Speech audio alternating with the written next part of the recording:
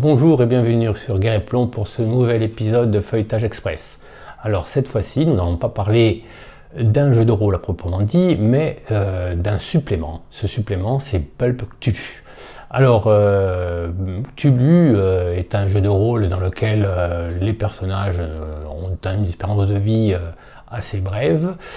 C'est des personnages faibles souvent, et dont le but du jeu n'est pas forcément de renverser l'adversité, mais plutôt de survivre et de ne pas sombrer dans la folie, ce que généralement ils n'arrivent pas à faire.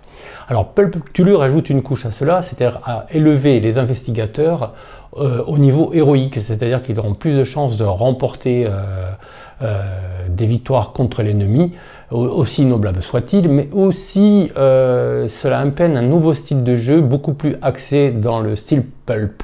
Alors, pour ceux qui ne connaîtraient pas, le style pulp, c'est un nom qui est hérité de magazines qui sortaient dans les années 20-30 et qui étaient des magazines réalisés sur du papier de mauvaise qualité, le pulp, et qui regroupait de nombreuses histoires brèves, souvent horrifiques, de science-fiction aussi, de l'aventure, etc.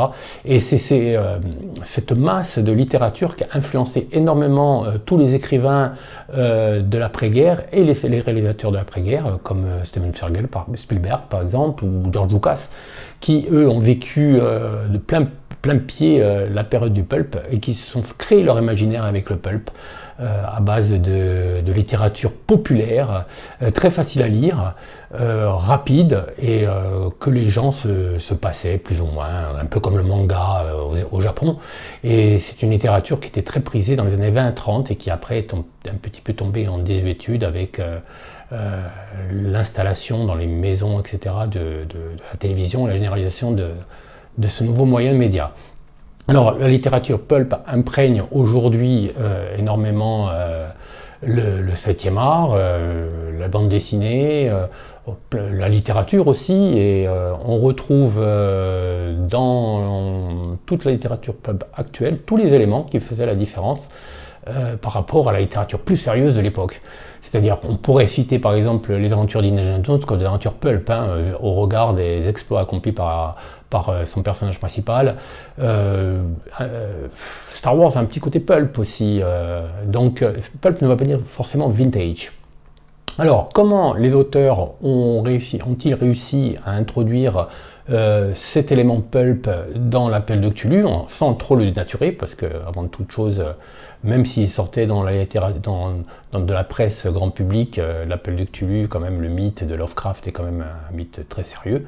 Alors nous allons jeter un petit coup d'œil dans ce feuilletage express pour voir exactement comment est distillé le pulp à travers les scénarios de l'appel de Cthulhu, en sachant que ce n'est pas la première expérience de l'appel de Cthulhu dans le pulp, puisque les précédentes éditions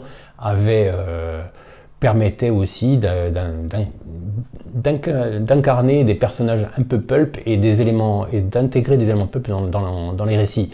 Mais là, c'est vraiment avec cet ouvrage, là, c'est vraiment une démarche particulière qui fait que maintenant, vous allez pouvoir jouer l'appel de Cthulhu en 100% mode pulp. A tout de suite. Alors voilà, on se retrouve dans Pulp Cthulhu, un bel ouvrage à couverture rigide comme vous pouvez le voir, avec une couverture qui annonce la couleur, la créature de Cthulhu qui submerge la statue de la liberté sous le regard des investigateurs et le tir de l'un d'eux. Alors, la Pulp Cthulhu, ce n'est pas un jeu comme je vous l'ai dit dans la présentation, c'est un supplément. Donc, pour jouer à Pulp Cthulhu, ou dans l'univers de Pulp Cthulhu, il vous faut posséder pour les joueurs le manuel de l'investigateur et pour les meneurs de jeu, évidemment, le manuel du gardien. Donc ça, c'est en plus. Alors, en quoi consiste Pulp Cthulhu?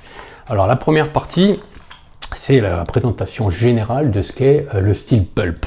Alors, vous avez The Old Story, c'est un grand classique de l'époque, de la science-fiction, du fantastique, du policier, du western, et bon, pas comme exemple la série Weird Tales, qui est pratiquement la plus connue de tous ces ouvrages pulp qui paraissaient dans les années 20 et 30. Voilà, donc alors le chapitre 2 est consacré à comment créer des héros pulp. Alors, vous savez, si vous avez joué à Pulp Cthulhu, créer un personnage, un investigateur dans l'appel de Cthulhu. Ici, on n'appelle pas ça les investigateurs. On fait bien la différence. Ici, ce sont des héros. Donc, ils ont des capacités supplémentaires, comme tous les héros. Donc, il est présenté sous la forme d'archétypes. Alors, vous voyez, ils ont repris un petit peu le style graphique un peu vintage des pulps de l'époque. Et vous avez un grand nombre d'archétypes, comme l'acolyte, l'armoire à glace, le bon vivant, le chercheur de vérité, l'incorruptible, l'érudit, le cogneur, le dur à cuire, la femme fatale, par exemple, le rêveur, le rebelle, le marginal. Bon, il y a un peu de tout, ce qui composait la littérature pulp de l'époque. Et chaque archétype vous fournit une caractéristique essentielle, vous fournit aussi des points de bonus à répartir dans les compétences, les occupations qu'ils peuvent occuper. Bon, c'est que des suggestions, hein, vous n'êtes pas obligé de suivre mot pour mot ce qu'il vous a écrit, des talents, de la volonté et des traits. Voilà, là vous avez ce qu'on appelle un archétype. Si vous savez créer un personnage de l'appel de Cthulhu, tout ça va vous paraître bien familier. Alors, ensuite, la génération des caractéristiques, on lance 3d6, on multiplie par 5, comme habituellement. La seule petite différence, c'est comme je vous l'ai dit, il y a une caractéristique essentielle. Alors, pour la caractéristique essentielle, par exemple, le sans-cœur, ça serait l'intelligence. Là, on ne lance pas de 3d6, on lance 1d6 plus 13. Donc c'est une caractéristique qui va être largement au-dessus de la moyenne.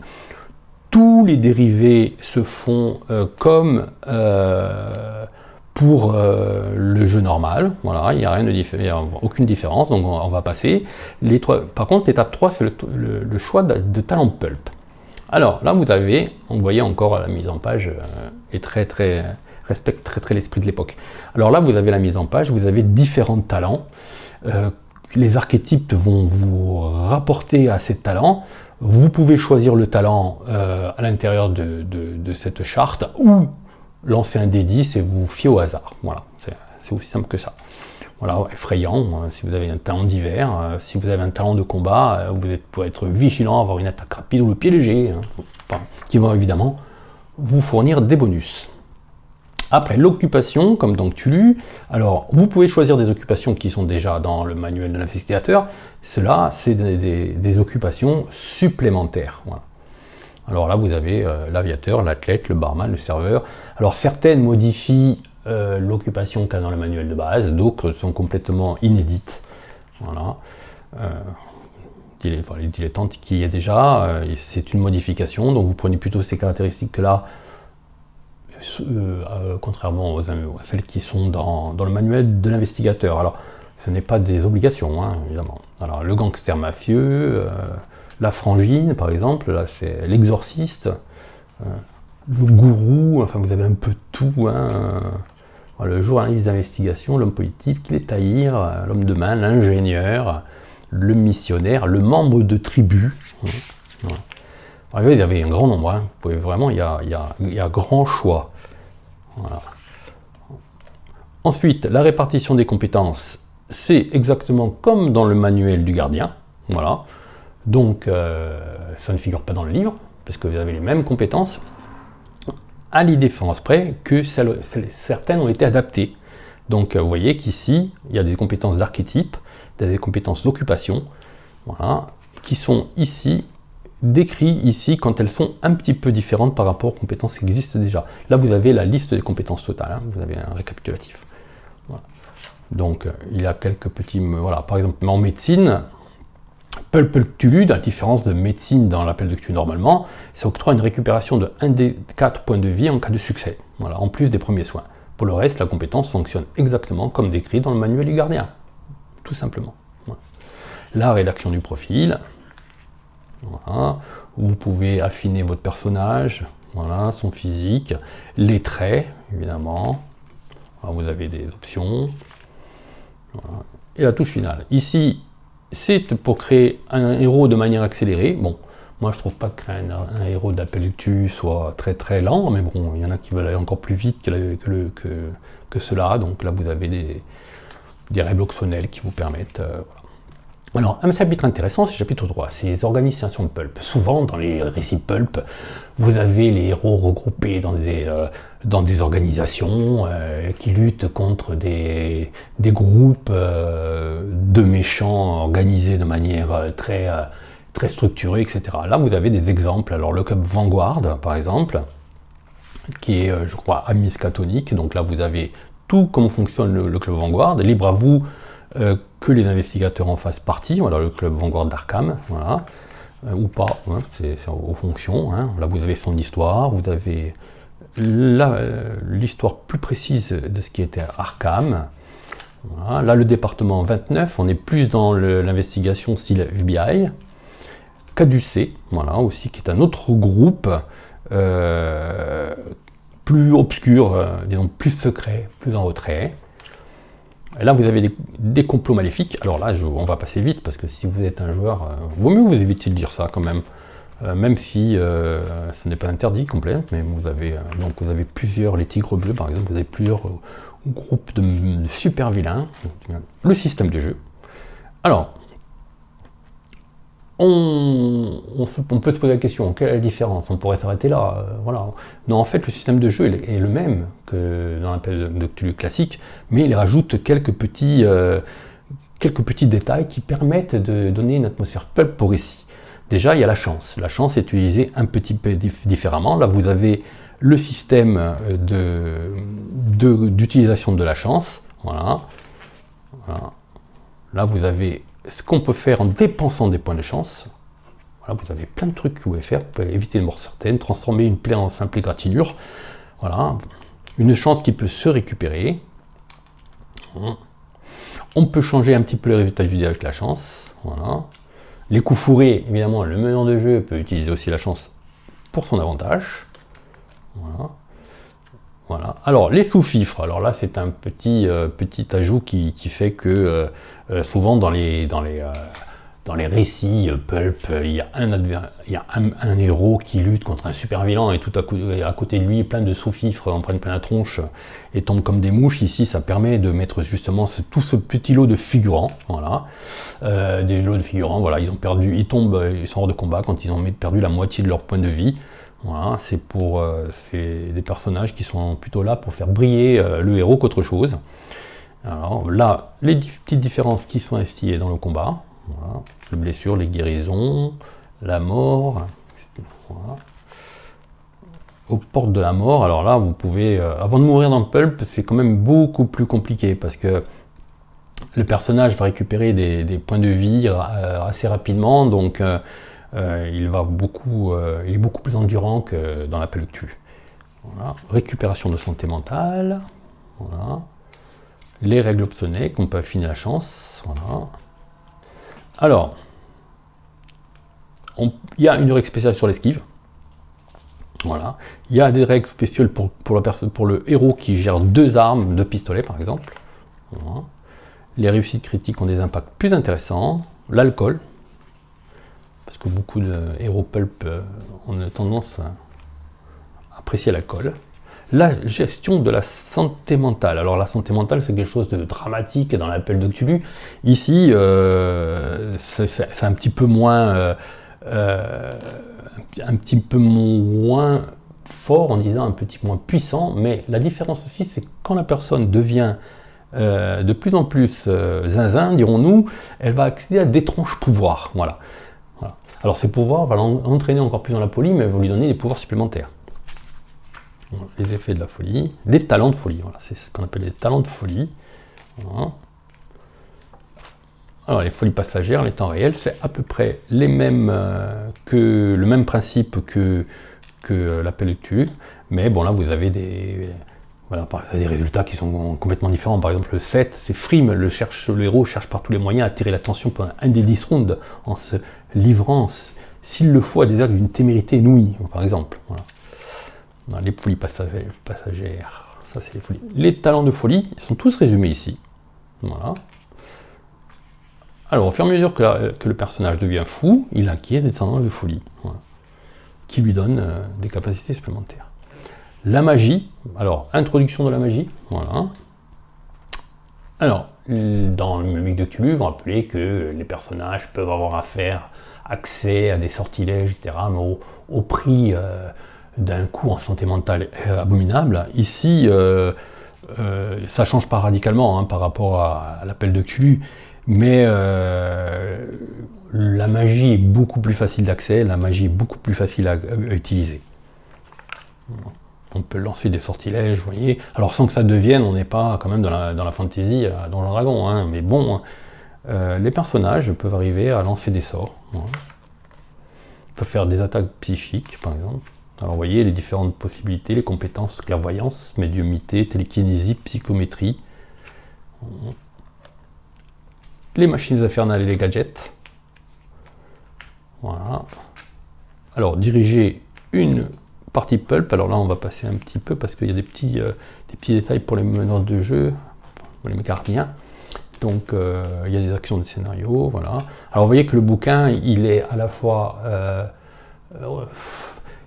il n'est pas interdit aux joueurs de le lire, mais il faut quand même qu'il fasse preuve de prudence quand il feuillette les pages, parce qu'il y a quand même des détails qui peuvent lui gâcher les parties à venir.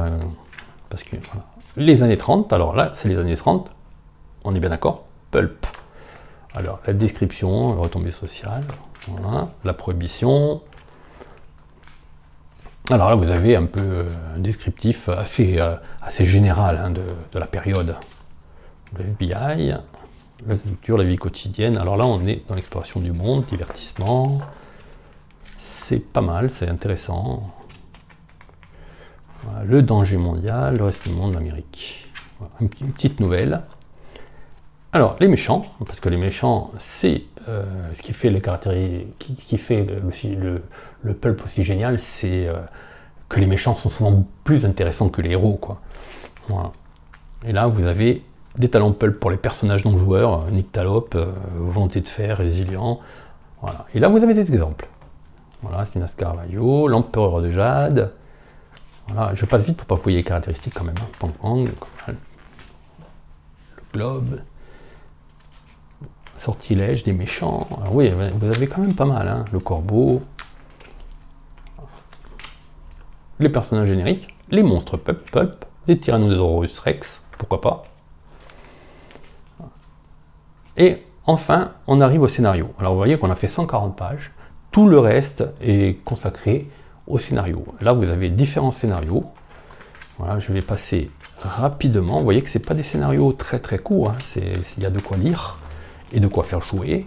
Donc, si vous achetez Pulp Cthulhu, pas de souci. Vous pouvez concocter votre aventure tranquillement. Vous pouvez vous installer derrière la table avec ce bouquin et démarrer. Le profil des personnages que vous allez rencontrer. Un autre en attendant l'ouragan. Voilà, on est dans le feuilletage express. Voilà. Pas que vous en voyez trop. Hop, un profond, on va passer. Boîte de Pandore. Le troisième scénario. Ah, vous voyez que il est à la fois un livre de règles, un livre de supplément de règles et un recueil de scénarios. Voilà. Vous avez tous les personnages, hein, avec beaucoup de dessins. Le dernier, je crois, quatrième, oui, il me semble, oui. Voilà. Là, on est en mer, hein, vous avez vu un bateau. Hein. Je ne vous en dirai pas plus. Voilà. Et voilà. On arrive à la fin du bouquin. Les indices. C'est ce qui va vous servir à remettre aux joueurs durant les scénarios, voilà, les références, les prix des équipements, etc., les aides de jeu, les inspirations, voilà, bon, classique, hein, pas grand chose, l'argot de l'époque, pourquoi pas, les sortilèges additionnels, l'index, et à la fin, une chouette, alors là, moi j'aime beaucoup, une chouette feuille de personnage qui vraiment évoque vraiment la littérature pulp de l'époque, quoi. Voilà. Voilà. Voilà. Alors, vous avez vu en quoi consiste Pulp Cthulhu. Alors, franchement, pour le prix, 45 €, vous avez quand même 4 scénarios. Vous avez de quoi introduire énormément d'éléments pulp, beaucoup plus que dans les précédentes éditions. de manière bien organisée dans vos parties. Franchement, moi, ce bouquin, j'aime beaucoup, je l'attendais, je ne suis pas déçu. Il me reste maintenant plus qu'à l'utiliser dans mes prochaines parties de la Pellectu et j'espère que vous en serez autant. Voilà. Alors, si vous avez apprécié cette vidéo, n'hésitez pas à le signaler avec des petits pouces en l'air, à le partager avec vos amis et si ce n'est pas encore déjà fait, à vous abonner à la chaîne Guerre et Plomb TV. À bientôt.